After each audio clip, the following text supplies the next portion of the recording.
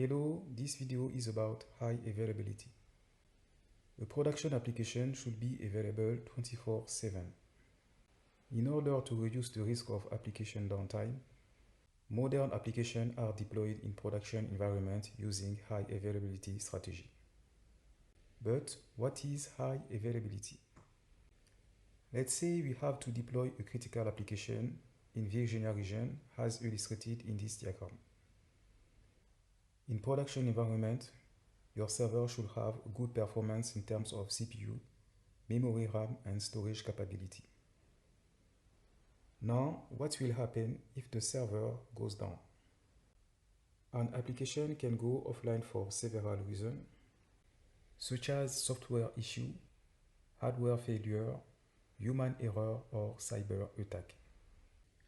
If your application goes down, you can have a loss of productivity because your staff cannot perform their job. It also can result in significant reputational damage from your business partner. It also can lead to loss of sale and miss new business opportunities. So let's see how to deploy an application with high availability to reduce the risk of downtime.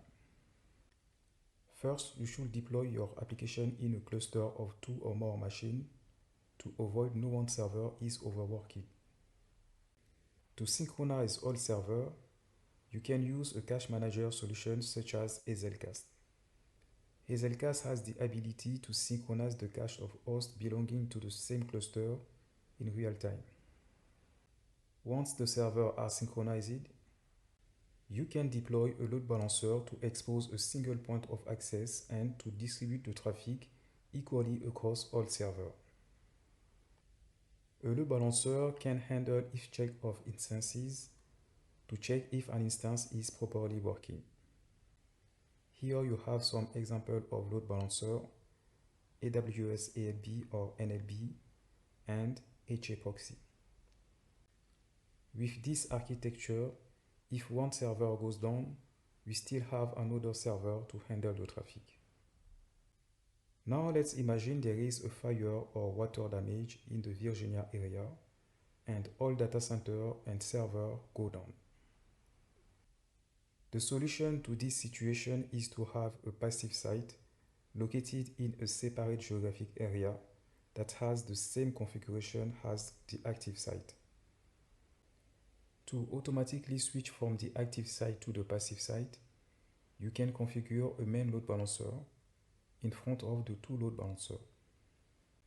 With this architecture, you can provide a good user experience to staff and customers.